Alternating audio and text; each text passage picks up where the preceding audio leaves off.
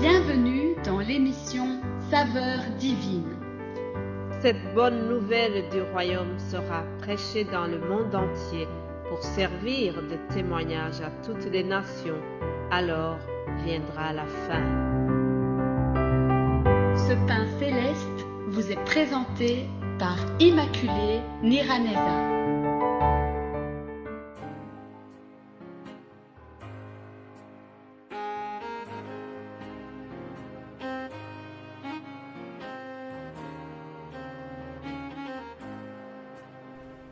Je vous salue, mes bien-aimés qui écoutent l'émission Saveurs divines. Que la grâce et la paix vous soient données de la part de Dieu notre Père et du Seigneur Jésus-Christ. Alléluia. Nous allons continuer notre méditation sur Abraham. Mais avant cela, je vous propose de lire ces quelques paroles du psaume 33. À partir du verset 4, je lis ceci. Car la parole de l'Éternel est droite et toutes ses œuvres s'accomplissent avec fidélité. Il aime la justice et la droiture. La bonté de l'Éternel remplit la terre. Les cieux ont été faits par la parole de l'Éternel et toute leur armée par le souffle de sa bouche. Puis au verset 8, je lis ceci. Que toute la terre craigne l'Éternel.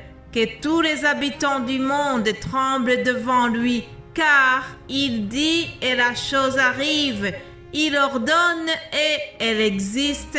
Alléluia, que toute la gloire revienne à notre Seigneur. Mon frère, ma sœur, toi qui écoutes ce message, sache que la parole de l'Éternel est droite et toutes ses œuvres, chaque fois, quoi qu'il arrive, elles s'accomplissent avec fidélité. Notre Dieu est droit, il est juste, il est bon. Notre Dieu ne ment jamais, ce n'est pas un homme pour mentir. Et tout ce qu'il promet, il le réalise, quoi qu'il arrive. Ainsi donc, toutes les promesses que Dieu a données à Abraham ont été accomplies. Alléluia. Aujourd'hui, nous allons continuer en voyant comment Dieu a changé le prénom de la femme d'Abraham.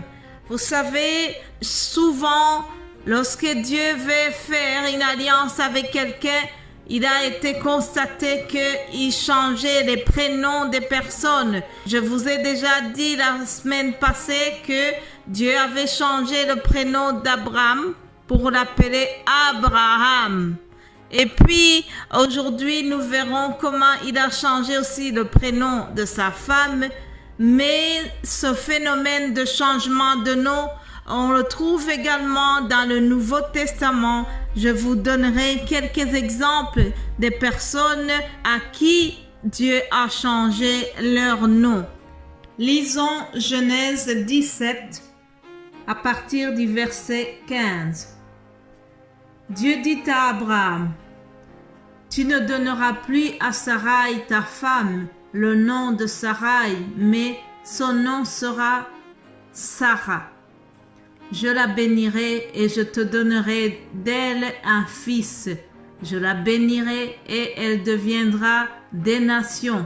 Des rois de peuples sortiront d'elle. » Abraham tomba sur sa face. Il rit et dit à son cœur, « Naîtra-t-il un fils à un homme de 100 ans? Et Sarah, âgée de 90 ans, enfanterait-elle? » Et Abraham dit à Dieu, « Oh, qu'Ismaël vive devant ta face. » Dieu dit, « Certainement Sarah, ta femme, t'enfantera un fils, et tu l'appelleras du nom d'Isaac. J'établirai mon alliance avec lui comme une alliance perpétuelle pour sa postérité après lui.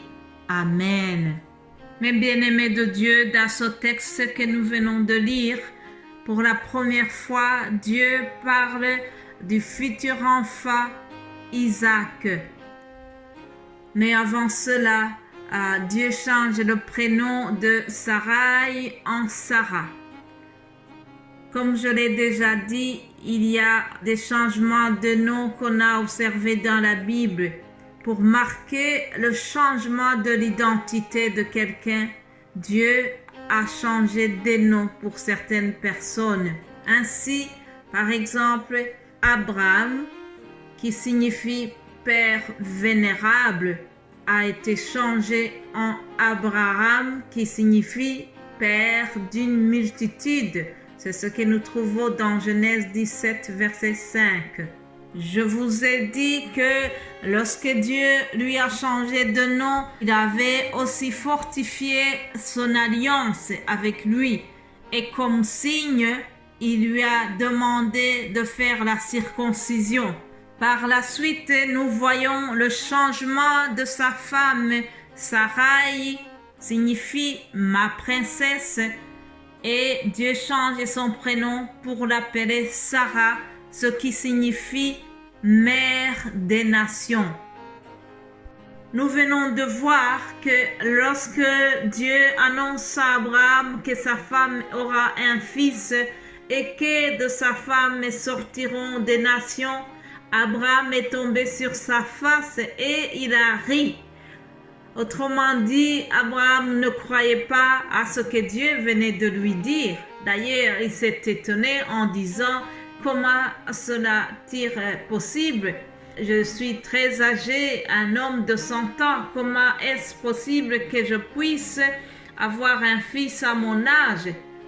Et Sarah aussi était âgée de 90 ans. Donc, humainement parlant, biologiquement parlant, pour ce couple-là, c'était impossible d'avoir un enfant à cet âge avancé. Mais pour Dieu, rien n'est impossible, chers amis. Alléluia. Vous savez, la promesse que Dieu avait faite à ce couple a tardé. Et lorsque la promesse tarde, l'être humain a tendance à chercher des arrangements à lui-même. Je vous ai dit que Abraham a voulu s'arranger entre lui et sa femme Sarah. Ils ont fait un arrangement et la femme lui a proposé de coucher avec sa servante Agar. Et Abraham a cédé au conseil de sa femme. Abraham a obéi à la femme, puis il y a eu un fils qui s'appelle Ismaël qui est né de cette union d'Abraham et la servante. Mais Dieu n'avait pas le projet de les multiplier au travers Ismaël. Non, ce n'était pas ça le projet de Dieu. Donc, même si Abraham a eu Ismaël par Agar, la servante, la promesse de Dieu de bénir les nations au travers Abraham devait s'accomplir par la lignée d'Isaac. Alléluia, parce que Dieu ne ment jamais. Il avait promis qu'il donnera le fils Isaac et cela a été réalisé. Et c'est au travers la lignée d'Isaac que nous avons eu aussi la naissance du Christ. Alléluia. L'évangile selon Matthieu commence par la très longue généalogie de Jésus et ça se termine ainsi. Lisons Matthieu chapitre 1 à partir du verset 16. Je lis ceci. Jacob engendra Joseph, l'époux de Marie, de laquelle est né Jésus qui est appelé Christ. Il y a donc en tout 14 générations depuis Abraham jusqu'à David, 14 générations depuis David jusqu'à la déportation à Babylone et 14 générations depuis la déportation à Babylone jusqu'à Christ. Alléluia! Dieu ne ment jamais. La lignée d'Isaac, c'est cette lignée-là qui a donné le Messie et non pas la lignée d'Ismaël. Alléluia, je bénis Dieu pour son amour, je bénis le Dieu qui est vraiment un Dieu fidèle. Lorsqu'il promet, quoi qu'il arrive, il réalise sa promesse. Dieu a changé les noms. Il a changé le prénom de Jacob qui était trompeur et il l'a appelé Israël, le vainqueur. Dieu a changé le prénom de Simon et il lui a donné le nom de Pierre qui signifie le rocher. Alléluia. Je prie que Dieu te donne aussi un nouveau nom au nom de Jésus-Christ. Alléluia. Je termine cet audio aujourd'hui et nous allons continuer demain par la grâce de Dieu. Soyez bénis abondamment. Alléluia. Amen.